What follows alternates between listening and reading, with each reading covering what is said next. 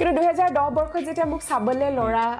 মানে as usual জানাই আৰু লৰা আহিবলে ষ্টাৰ্ট কৰিলে তেতিয়া হি শিৱসাগৰলৈ গৈ পেলাই মোৰ দেউতাক কৈছে আপোনাৰ ছোৱালীক মই বিয়া পাতিম আৰু আপুনি কালেও ছোৱালী বিয়া দিব নোৱাৰে মাই গড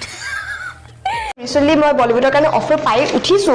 কিন্তু মই নগলো বিকজ হেতু সময়ত মই বৈদেহীখন কৰি আছিলো জাস্ট বৈদেহী শুটিং চলি আছে হেতু সময়ত তেতিয়াই মানে বম্বেৰ পৰা ডাইৰেক্টৰ প্ৰডিউচাৰ সব আহি গৈছে মোক লগ ধৰিবলৈ এণ্ড নিউজ লাইফৰ অফিচত আহি গৈছিলে মোক ৰিসেন্টলি মই বলিউডৰ কাৰণে অফাৰ পাই উঠিছো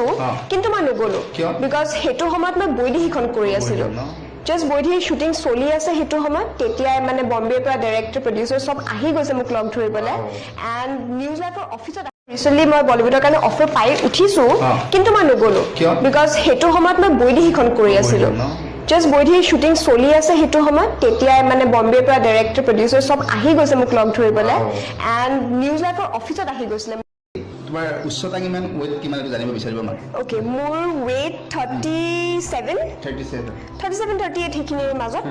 এণ্ড সৰি 37 আছিলে 47 আছিলে মই একদম ইয়েছ এক্সাক্টলি 47